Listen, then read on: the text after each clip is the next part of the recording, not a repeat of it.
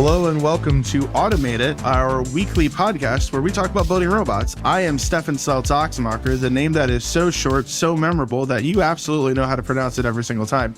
With me is my co-founder and co-host, Ilia Baranov. Ilia, could you speak or do I just speak for you as CEO?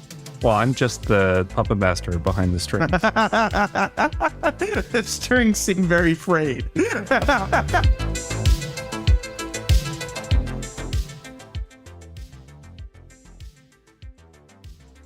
For those of you who are just joining us for the first time, at Automate It, we talk about building robots, how we've built robots before, and we start off with a game that I really love where we draw two cards out of a deck, one of which has a technology on it that we either have to fit into a solution or that we might. The other is a setting.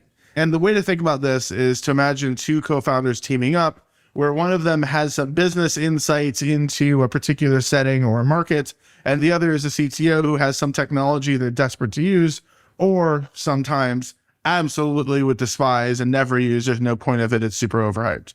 Ilia, why don't you draw the setting card for us? All right. Let's see here. We got senior care. Senior care. Man, so as a disclaimer, my wife works in senior care. I have talked to a number of folks about robots in senior care, and this will be fun. And we have on the other side, teleoperation. The classic mix. Yeah. Amazing.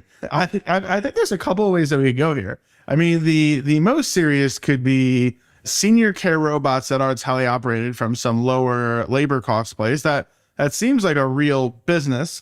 Or better than that, I think we could look at, every 5 minutes we talk about the end of Social Security in America. And these seniors, they go putzing around working 60, 80 hours for their whole life. They decide at 75 they want to retire and enjoy, a fleeting couple of minutes with the grandkids. But they're no longer working. And if you're not working, I don't know. What's the point? So why don't we use seniors as teleoperators? I was going to say, we should flip the script. Yeah. I was totally thinking, I wasn't thinking quite so capitalistic hellscape. Just thinking more along the lines of maybe vacations for people who have reduced mobility with kind of a VR standpoint. Yeah. But yeah, let's go with the capitalist hellscape. Yeah, let's go with the capitalist hellscape. I mean, I think the thing is, so for those of you who don't know, life in a senior care facility is really expensive. So when my wife first moved out here to San Francisco, the senior care facility that she worked in was charging, I want to say $8,000 to $10,000 per bed per month for an assisted living facility. And that's not a place with nurses and doctors. That's a place where there's a nurse's assistant who hands you the medicine and they play old polka on the stereogram. That's why cruise ships are so popular. By comparison, they seem quite cheap. So if you think about it, let's say, you're between your family wealth, your life savings, you have a measly, $600,000.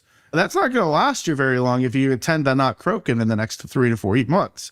So these seniors, they need to teleoperate. How else are they going to pay their denture bills?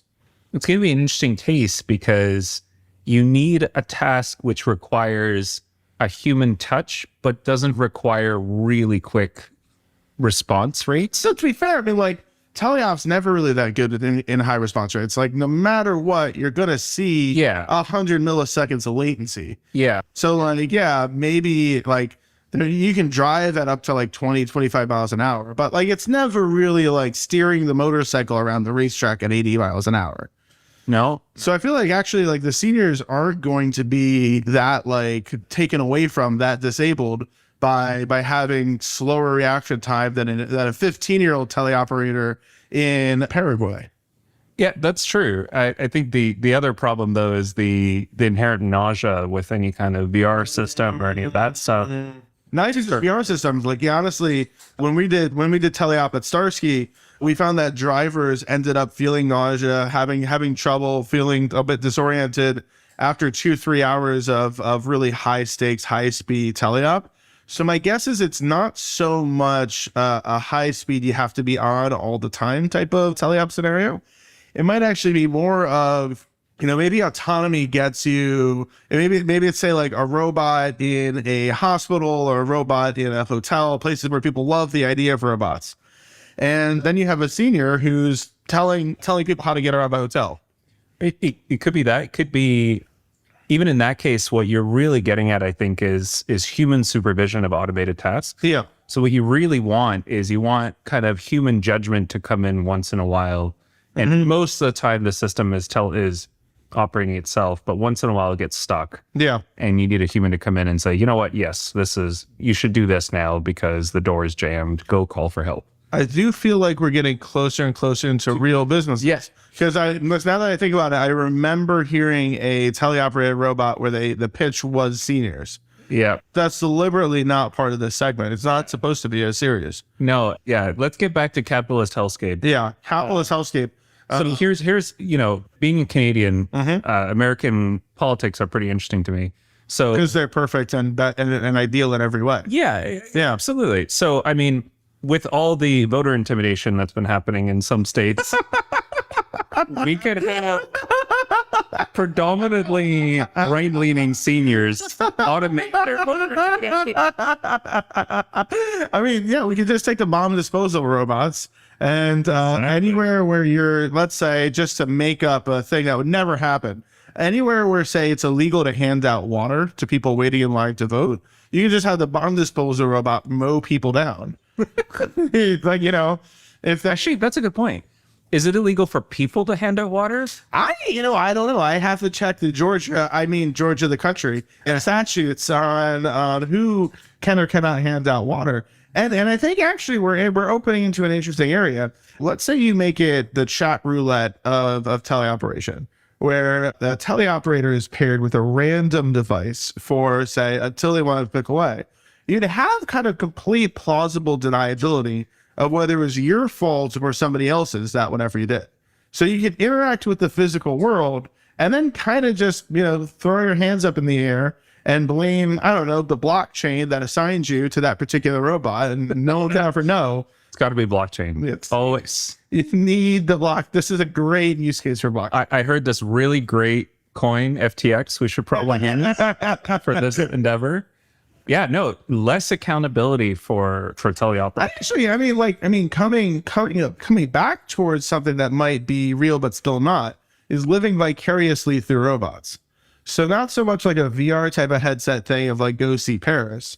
What I mean is, again, bomb disposal robot drives around the Elysee, whatever, really freaks out a lot of people, including, ironically, probably some other seniors, while some blue hair in Florida is having the time of her life doing the trip she never got to do. Yeah. And then there's a full American, the army helps you get where you want to go in life kind of angle that we should think about. I think the VA actually, so like not a lot of people want to sell weaponized robots to the military. Kind of maybe the way that you breach that subject initially is you can sell non-weaponized robots to the VA and give old veterans the ability to travel around the world on treaded vehicles. They're pretty light. They only weigh like 1 to 4 tons. To drive around the sidewalks of Europe and Georgia and if anywhere else they're interested in. Bring freedom wherever they go. Yeah. Oh, that got dark. What other teleoperation case could you have? I mean, to talk about the serious one, people who work in senior living facilities are actually incredibly hard to staff. This is a hard job that is relatively thankless. Many of the companies that run these senior living facilities are real estate investment trusts with a couple of extra wrinkles around it. So they end up being very bottom line focused. They hire a bunch of blue collar workers. They're paying somewhere between minimum wage and top end retail wages. So let's say in between a McDonald's and a Best Buy, but it's a job that you need special licensing for. When my wife was managing a bunch of people who had this job, many of them would actually have 2 full-time jobs. They'd be working 60, 80 hours a week and seeing their senior care job as kind of the way they were giving back. Because many of them were from cultures that put a lot of value in taking care of seniors and doing things like that. So, I mean, I think what you could, if you were willing to make it a cross-border teleoperation system, you really could have people from Paraguay, Bolivia, Ecuador, Peru, who would just be stoked to give back to an older generation, would be really happy to make the $6 or $7 an hour that system could pay them, probably, because let's say the system's earning $16, $17 an hour, $4 to $6 is profit. The next 6 is for the robot. The next 6 is for the teleoperator. And that's hard, so that adds up to more than $16. But you would have a system like that and end up having like not senior care that could solve all problems, but probably actually you could do some stuff that people can't currently do. And the in-person caregivers could spend more of their time focusing on face-to-face connections and adding face-to-face value. I mean, I think the thing you got to think about is how are you defining care, right? Because if you have to do any kind of manipulation task, you immediately blow the cost of the robot. Yeah. Like if it's a screen on wheels, Yeah. it's a few $1,000s in A production. double robot. Yeah, right. If it's anything that has to pick stuff up, it's immediately 100 cuts. Well, also, I don't think I want a robotic arm capable of moving engine blocks picking up grandma. But I don't know if that is quite interesting, because grandma is a little frail, and with whatever 800 pounds per square inch torque, whatever, grandma is not doing so well if there's a bit of controls issues. yeah. And there's always controls issues. No, but I mean, even just picking up basic stuff, right? Like, bring me a glass of water sort of thing. But you could use it as a force multiplier where you still have a few humans around, but you have kind of gopher bots. But you can use them as gopher bots. You could use them as cameras on wheels to check in on people and see if they're doing well. And as a result, to do check-ins on an hour basis, whereas right now it might be 3 or 4 hours, because a lot of bad things can happen in the extra 2 to 3 hours. So, I mean, I feel, pretty reasonably people will be uncomfortable with robots checking in on them, right? I don't know. I'd really love to hear, listeners, if anybody out there wants to reach out to us, how has even just telepresence taken off with the senior care kind of case? Because is it very used to, assuming somebody sets it up for you so you don't have to worry about it, it just works? I mean, I know I've seen that is from Facebook, who would never lie to me. That's the Facebook telepresence thing always has a picture of a senior talking to their grandkids. Their grandkids. And if it's in an ad, it must be true. I mean, Facebook only ever lies about election related. We're getting more than a little political today. I mean, to that end, I know many people who in COVID, like seniors, very much quickly grabbed onto things like Zoom, things like whatever. In fact, my mom, who is now technically a senior, got very into Zoom very quickly and had all the nice things to say about it. Now I could talk to this person, now I can talk to that person. So really what you're saying is you want a telepresence system where seniors can visit each other. That sounds like a thing that exists. Well, no, more of my point is that with really good robots, and I'm not saying really good like C-3PO, I'm saying really good like a double robot with an iPad on a set of wheels that kind of makes it so that you don't have to learn a new UI. You don't have to learn how to use a thing. There's just suddenly a face looking at you, and there's a camera attached to that face, and you can talk to a person. I think that is not too terrifying, not too dystopian, and means that that senior is going to see a lot more faces. They're gonna have a lot more human interaction. Yeah, and frankly, that if the person on that particular iPad wants to spend 7 minutes talking to the person in that particular room, who either has a problem or just wants to say something or whatever, they can do that without being told they need to hit up the next 25 rooms by the end of their shift, which is supposed to be 15 minutes from now. Yeah. Because I imagine it doesn't feel nice to be in your golden years, try to tell an interesting story to this nice guy who works in the facility that you live in, and him say, yep, that's so great, Mr. Stefan. I need to leave because my kids also want to see me. So unless you are having an episode, I'm out of your room now. Whereas if that guy's shift could end after our conversation and someone else could be on another double robot to check in on the other 15 seniors, that might be kind of a best of all worlds. And I think the best way to prototype it is with these bomb disposal robots. Just batch down. The first folks aren't going to be too robot friendly. So you have to make sure that the robot's tough enough to survive. That's right.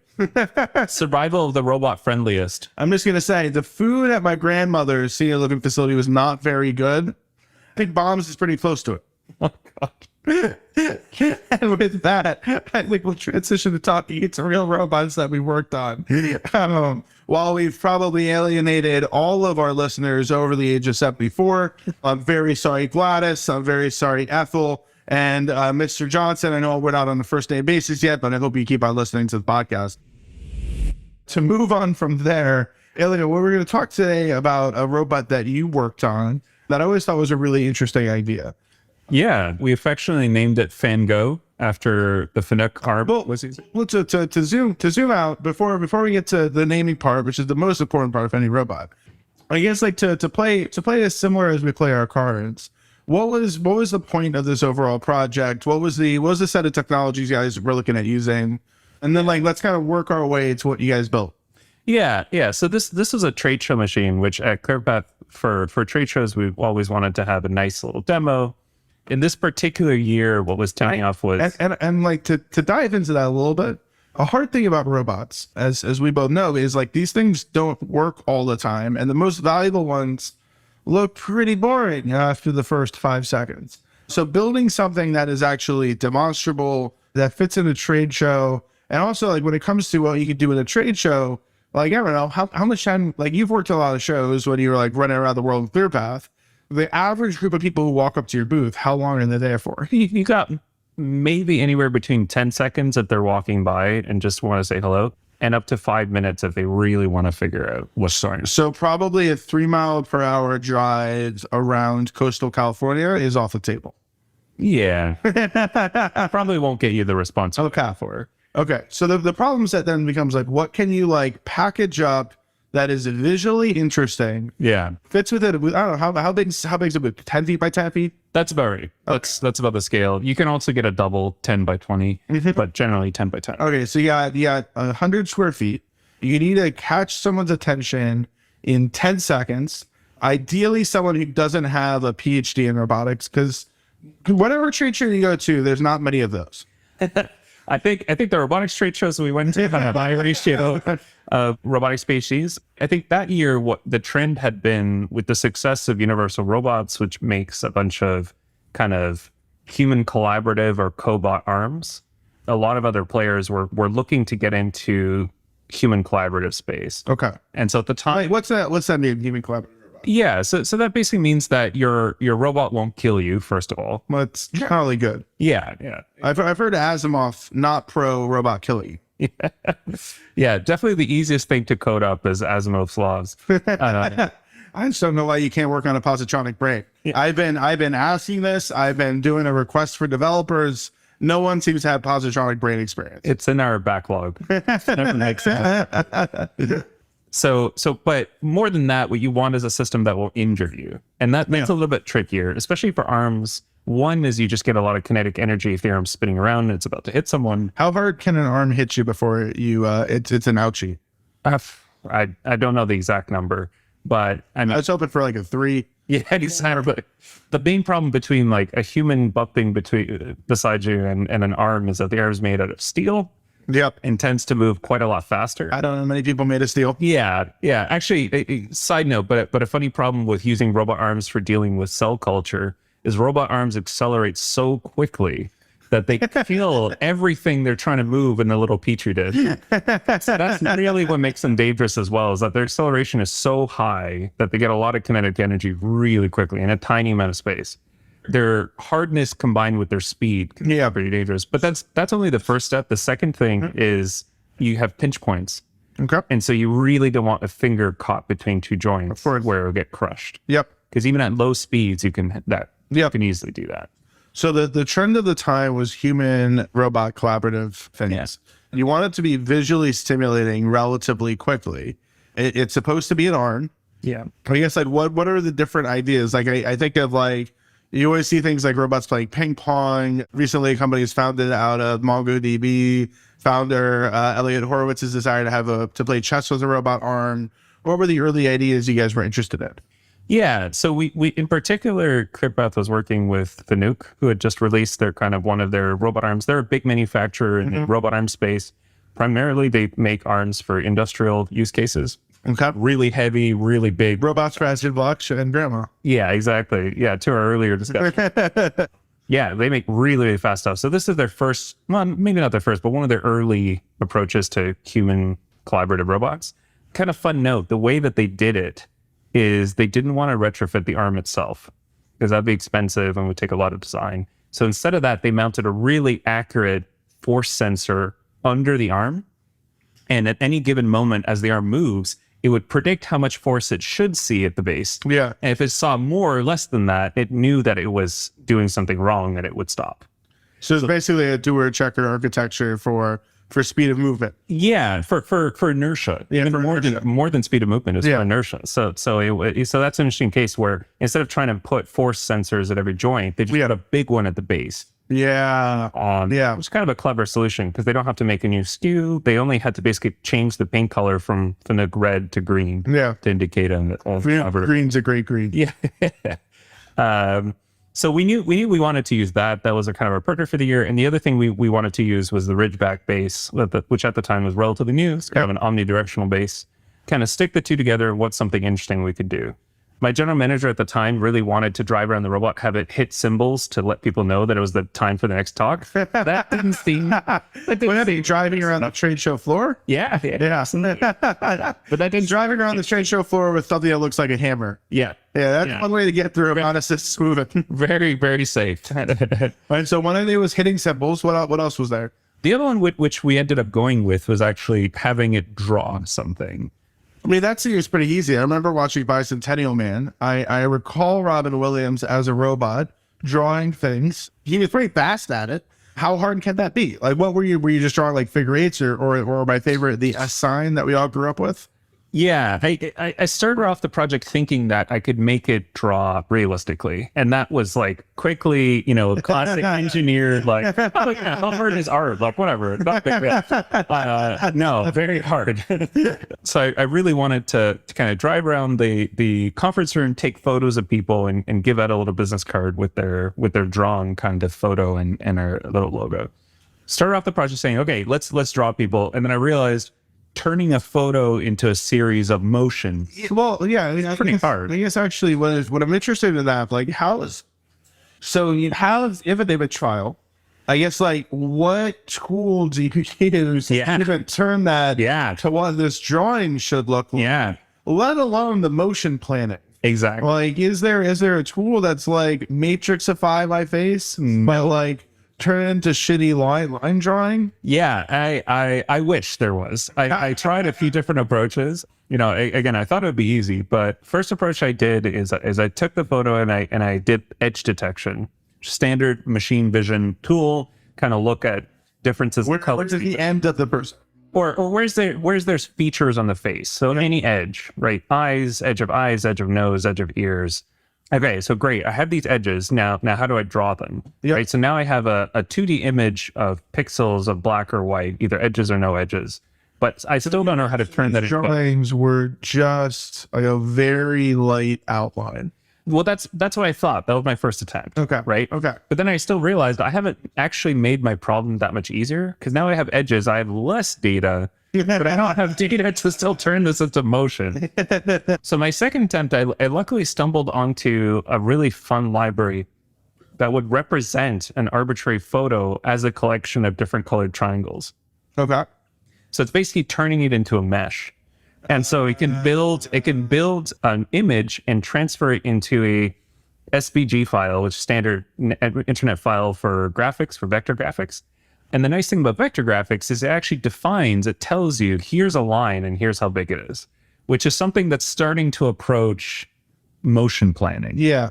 Right. And so this file would take a photo, turn into triangles. Great. But the triangles, the way that it built the photo was actually filled in colored triangles, which if I told the robot arm to fill in a triangle with a pen would take like 3 hours. Yeah. Per photo. So I took that, I made it draw just the outlines, and it ended up with like a roughly impressionistic photo of the person. And then say if someone wanted to Google and find all of these photos and what they look like, what would they search for? Yeah, I think it's still on the ClearPath Robotics product page or blog page of Fango. I'm sure you could find it. There's a little video of it doing a high-speed sketch of me. But yeah, once I landed on this impressionistic style of these triangles, I had my starting and ending point for each triangle. I could translate that 2D plane into motion plans for the robot. And then the Fanuc software was good because I could just say start and end at these locations in 3D space, and it would figure out how to move the arm to do it. Well, I guess also what drawing tool was using? Just a pen. There was a pen on the end of the arm, and it would tell the Fanuc arm apply a certain amount of pressure on this plane and move through. I guess like how tightly controlled was the apply this much pressure? Because I feel like the safety things that would stop you from breaking someone's arm are still tolerant of snapping the head off a pen. Yeah, so we cheated a little bit. Okay, That's always the rule for good demos. Is you cheat. Or just for robots. Yeah, for robots. Robots is the cheating industry. Don't tell your spouses. It's the only way to go. Oh God. So basically, what we did is the pen was mounted on a very small spring. And so we always had a little bit of leeway. And so the spring would always apply kind of a constant pressure, and the arm could be off by 3 or 4 millimeters, and the pen would still touch the page. I wonder how many people have this picture framed in their house. Hopefully everyone at that conference. So I worked at it. I got it down to about 3 minutes per person. Okay. Which was within that kind of attention span window. And like let's talk through that pipeline. So what year roughly was this ish? 2015. Okay. So 2015. Maybe you have like a point great camera, or do you have like what? Cheapo USB webcam. Okay. So cheapo USB cam is mounted somewhere like just like in the booth. Nope, right on the robot. The robot would rove and take photos of people. It was actually roving and taking. That's cool in and of itself. Yeah. Okay. What was it, following a person with an offset? No, it would randomly walk until somebody would see the little placard on it that said press this button to get a sketch. And then people would press the button, and that would trigger the operation of take a photo, look for the face using standard machine learning face tools. So all this was on a mobile robot, battery powered. Yeah. Okay. So the robot would rove around the conference, and it would take photos. And like, what's the base of the vehicle again? It's a ClearPath Ridgeback. Okay, It's an omnidirectional robot. Okay. Well, then like what were like the dimensions of a Ridgeback? How big is this robot? 4 feet by 4 feet, probably 2 feet tall. So you wouldn't want to share an elevator with it. You could squeeze in. Yeah, but it wouldn't. It wouldn't be comfortable. It wouldn't be a friendly elevator companion. So it's a 4 foot by 4 foot omnidirectional robot. It's got an arm. Does it have anything else? A beret? Does it maybe have an accent that makes me feel like it's doing me a favor by drawing me instead of like me as the art, the inspiration? Any other pieces of flair? We did 3D print one ear. Okay. Right, from the inspiration Van Gogh. So there was a 3D printed ear stuck on the side of it, I remember. And that get decided as, did people notice that, or did that get... I don't think people noticed it. I think maybe 1 or 2 people got the joke, but it was kind of a small detail. It would have been better if like after drawing a particularly stressful person, it just like ripped one of its ears off and hooked this person. As we discussed earlier, robots throwing things at people are probably a bad idea. Yeah, not the good look. Okay, so this free roving 4 foot by 4 foot robot has an arm. It has a cheapo USB camera on it. It's roving around. Like what speed are we talking? Like half a mile an hour, mile an hour? Very slow. Okay. Yeah, it has 2 lidars on the base, and it was a very basic ROS-based navigation. Yep. Get from point A to point B, and very, very slow, just because there wasn't really a case for having it drive around quickly. And was there a person walking alongside it, or? Yeah. Okay. Oh, okay. Generally, there was a person there denaining it. I don't remember if anybody had to intervene, but I was surprised because it was just doing very basic back and forth motion. So it had a sign that said, like, I'm going to draw a picture of you. And, the average person was probably responding, only draw me wearing this diamond necklace. It's a crossover between Van Gogh and Titanic. So a user walks up, pushes a button. How'd you target the camera at that point? So there's a little display that would show what the robot would see. So you have to get another cheat code in the frame. Yeah, use the humans wherever you can. Another cheat code. Like why not just to talk to that decision there? Why not just have the camera point itself at the person? You could. The fun thing about this one was the algorithm I was running for detecting the face to draw it was a very, very basic face detection algorithm. And in a crowd, it would very likely pick out somebody who's not the face that you actually want. Yeah. So I added on It's a bit more ominous if the robot draws a picture of somebody. somebody else. So yeah, go after this one. Exactly. Yeah. So very simple heuristic. It would just pick the biggest face it saw in the scene. As a person with a very large head, I feel like I would be Personally targeted. yeah, personally targeted, drawn frequently. I don't know if I feel like I'd prefer that. Exactly. So you click the button, it targets the biggest head, and then it immediately runs the face to triangles. Yeah. Okay. Yeah, so it runs this open source, I forget the name of it honestly, but it was an open source little SVG generator that then I would desaturate, pick the top 30% biggest triangles, and then draw out those triangles. I mean, did it look much more real with all the triangles, or why'd you pick the 30% biggest triangle? Because I wanted it to finish within a few minutes. Right. I didn't want it spending hours just... Did you see like an increase in how good the picture looks at more triangles? Oh, yeah. Yeah. Yeah, for sure. For sure. It got more and more realistic. I mean, it never got picture perfect. It's kind of an impressionist sort of painting. Yeah. People don't say that we are made of butt triangles. Yes. Yeah. Okay. So pick the first 30% to stay within that 5-minute time window. So now you have your drawing. What's the next part of the pipeline? So the next part is now I have a SVG, which actually is a file format that tells me start endpoint for a bunch of lines. Then I translate that to lines to actually coordinates in 3D space for the arm to move up and down. Yep. I forget actually if I mounted I think I mounted the easel I was drawing at because it was a fixed easel. Yeah. A little bit on an angle. Okay. Why? Just so it looks nice. Oh. And then I just had a little bit of math to translate just up and down, left and right motion to a little bit of depth motion as well. What was the full range of motion of the arm? I mean, imagine you just limited it so it wasn't drawing triangles on people's real faces. Yeah, no attacking real humans. We had it kind of stay within a roughly 1 foot by 1 foot box. Yeah, and I imagine that 1 foot by 1 foot box is in the middle of the clear path vehicle, meaning that nobody could physically walk within it. Exactly. Also bad to draw on people's legs. They don't care for that. Yeah. But I mean, the bigger risk is when you're doing arm motion planning, there's this idea of inverse kinematics. Okay. So that's where, yeah. So that's basically where I know where the end of my pen needs to be for my drawing, but I don't know exactly what each joint of my arm needs to do. I don't know about you, but I always think about my joints when you're drawing. Yeah, exactly. As a human, if you reach for something, you don't think like I'm going to move my elbow 10 degrees. What you're thinking is I'm going to reach this point, and your joints kind of sort of figure it out. Yeah, I mean that's where the compute is. Well, that's what the brain is doing. Yeah.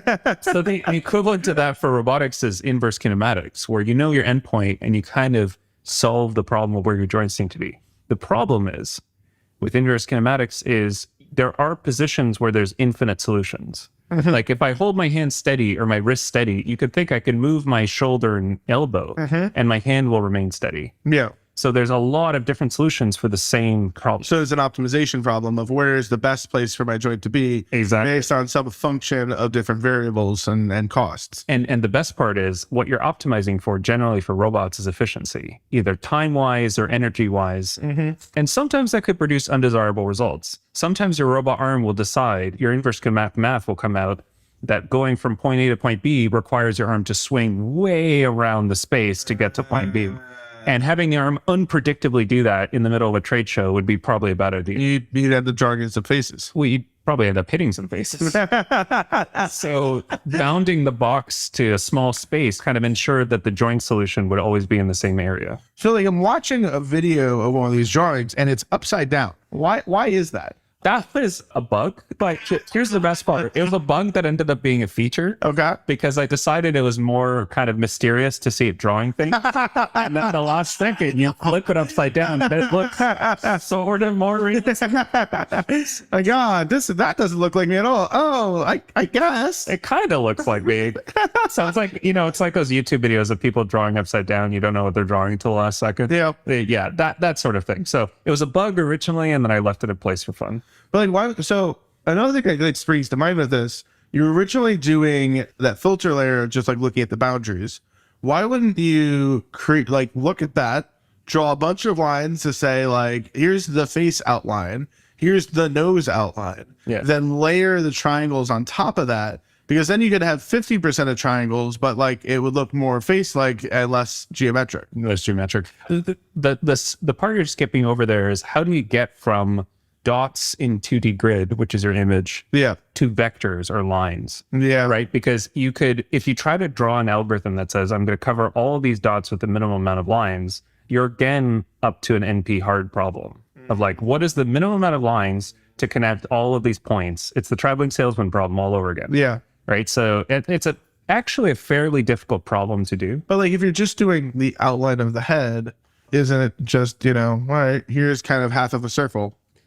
Yeah, you could definitely approximate that way. I don't know. I think at the time for trade shows, you're always pretty pressed for time. You're doing this between your other stuff. So I think I quickly found this SVG library and I was like, yeah, good enough. It's more impressionistic this way. So if you're to think about doing this again today, and I mean, I guess like to think about it from a product side, from a business side, I could see myself in the future going to some awful tourist place, some terrible thing. Like drag your kids and all the children are screaming and like all the adults are sad and wishing they were remained childless. Like places like Disney World, I could imagine there being a robotic arm that draws a picture of a face. I imagine that has some staying power as a tourist thing. So let's say it's no longer 2015 as I've consulted my almanac. It's now 2022. What do you think would be easier about this? What do you think? How do you think would you like, and maybe you don't need to be free roaming and drawing people, or maybe you can be still. How do you look at this differently?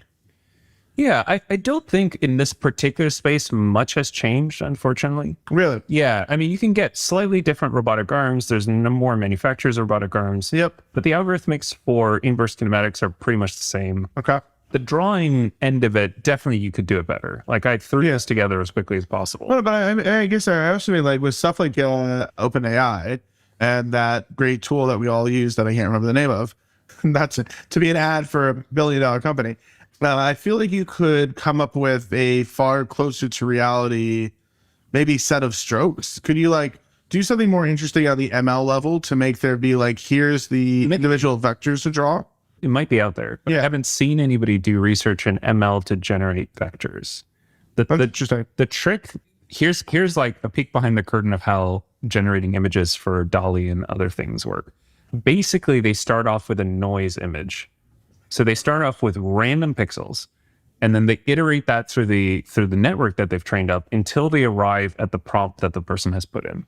That's something that like looks like maybe it could be art that is, for example, 18th century oil painting army of robots victoriously battling each other. Exactly. Which I may or may not have tried all of my DALL-E credits on. Exactly. Turns out the thing that was limiting me from being a great artist was not my lack of technical ability. It was, in fact, my vision and ability to explain it into something that looked like a great piece of art. That's right. Even DALL-E can't make me a good artist. But that whole framework is built on the idea of the information density of a random array of pixels is high enough that you can kind of suss out almost any image you want. Mm-hmm. But so that's really not working in vectors. Basically, if you squint at any blurry image, you can come up with any blurry image. Yeah, for the human equivalent, yeah. And they gets a little less blurry. Like I need to read. So as a kid, I looked at the tree outside my window. I could see things in the tree, imagining whatever, that type of thing. Yeah, your childhood sounded interesting. But that whole thing predicates on these kind of pixel space. And so I don't know that anybody's tried to do that for vectors. So you might generate a more interesting image. I don't know if you could still generate more accurate vectors, especially to draw a particular person.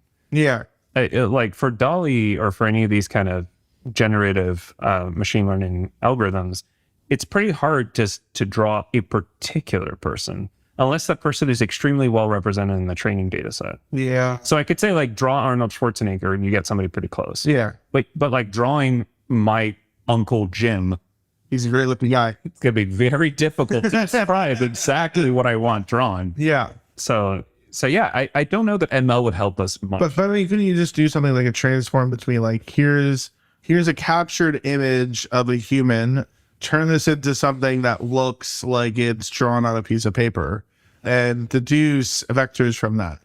Yeah, you'll still be stuck with the same problem I was stuck with, which again, it's not definitely not an unsolvable problem. Yeah. There's better ways to do than what I threw together, but you could get better line drawings than what I started with, but you still have that translation step of pixel space to vector space, which is challenging. Yeah. Even actually, if you use open source tools to do that translation software programmatically, if you look really closely, you'll see every single pixel is represented by an individual line, which is definitely not the way you want to do things. Yeah. Like that is a bad way to convert from pixel space to vector space. Yeah. So definitely not unsolvable, but I don't think anything in the last several years has made it drastically easier than it was back then. Yeah. That's weird to say. As you think there'd be a row of people out the door thinking, I want to draw some robots right quick. I want my robots to draw my Uncle Jim and Arnold Schwarzenegger and, of course, an 18th century army depicted in an oil painting victoriously riding into battle against Napoleon. We're going to have to link that image in our... people can see what Seven's talking about. But yeah, on that note, thank you for chatting about robots today. Yeah, absolutely. Thanks for telling me about drawings that require even more imagination than my own to make sense out of. If you are interested in automating things, primarily large things that should not hit other things, you should reach out to us at polymathrobotics.com. Our general autonomy platform makes it really, really easy to automate any large thing. So you can focus on the parts that your customers actually care about, like figuring out if there is in fact a good business in drawing faces as beautiful as mine on a regular basis. Ilia, any other thoughts to close us off with? Yeah, be careful with your robots, kids. Join us again next week. We will draw some more cards. We will talk some more robots. Yeah, I keep on wanting to draw cards at the end of these, and Ilia keeps on shaking his head so vehemently that I think it might fall off. It's part of the fun, the unpredictability. Just like machine learning. Just like machine. And on that note, thanks for joining us. Talk to you all soon. Bye now.